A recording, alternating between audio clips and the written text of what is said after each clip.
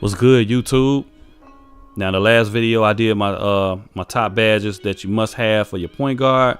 This one, I'm doing it for the wing players, the shooting guards and the small forwards. Now, most of these badges are all one and the same for both because you're pretty much playing on the perimeter. You're out there on the wing. Either you're a shooting outside shooter or you're a slasher that like to go to the rim.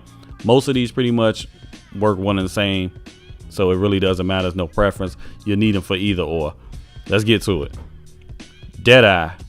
Now, Deadeye, although I do not agree with the method you have to take to get this game, get this game. I'm messing up already. To get this badge, I do feel like the payoff is definitely on point because it helps. I've seen it help personally that, you can make some tough shots when you have Deadeye equipped. I just don't like the fact that you have to take a whole lot of bad shots, contested shots, and try to make them on top of that in order to get them. I just don't like the method, but it does pay off. Shot creator. Now, shot creator is key because, like I stated before, if you're a small forward and you're trying to get past around, a lot of players are good defenders on the wing because a lot of them know better to max out their defense. You definitely want to have that shot creator because it helps you create space to get the shot you need. Acrobat. Now, a lot of people may say Acrobat. Let me just smoke this one over.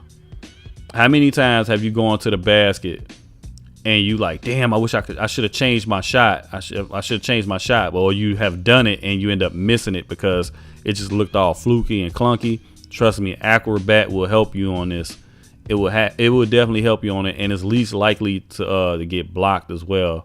For some reason, you're just least likely to get it blocked when you have Acrobat on. Just trust me on this one. I know what I'm talking about. One man fast break.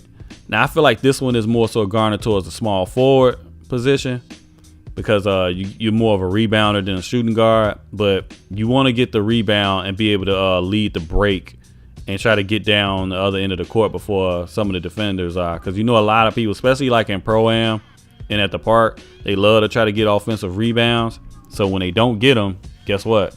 You got people on the other end and you got numbers on the break every time. So one man fast break is definitely a key to have because you can run the break a lot better. Just make sure you got some good passing skills.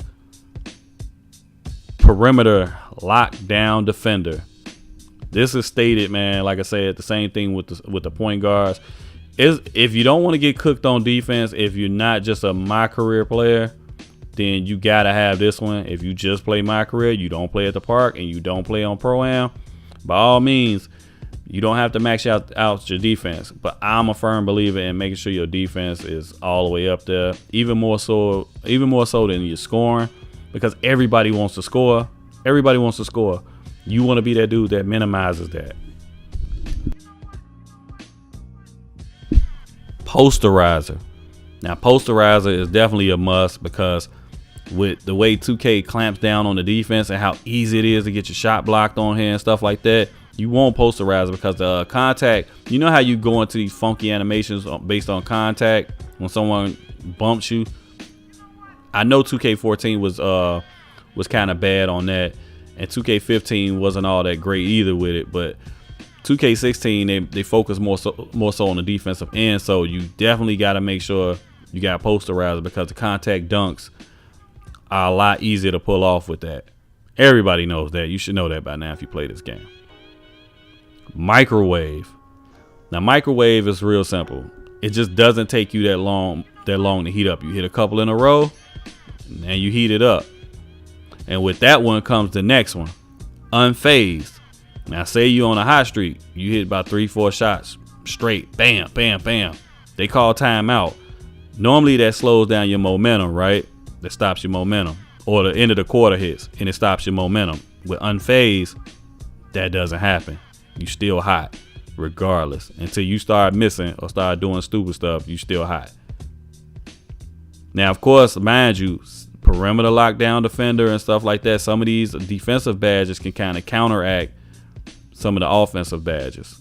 So you just got to keep that in mind. That's why I say it's always good to have your defense maxed out, because if someone does it to you, you want to make sure that's not really the case. Next, defensive anchor. Now, defensive anchor is just like I said before with the point guards.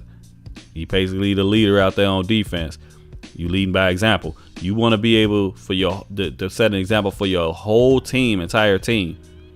So when you're doing good on defense, it builds up your defense for the whole entire team. I just feel like that's a definite because defense is key on this game for some reason. And I don't have a problem with that. Last but certainly not least, Lob City finisher.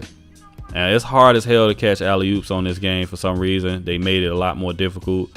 And they made the criteria, for you to get it a lot more difficult too. But it isn't that bad. I think you should only have to catch 15 alley-oops in a single season. So you just gotta getting these badges. If you don't know, you just gotta make sure you're playing the games. That's all. You can't sim through them and stuff like that. That you're gonna get badges. You actually have to play My Career games in order to unlock these badges. So hopefully that stuff helped.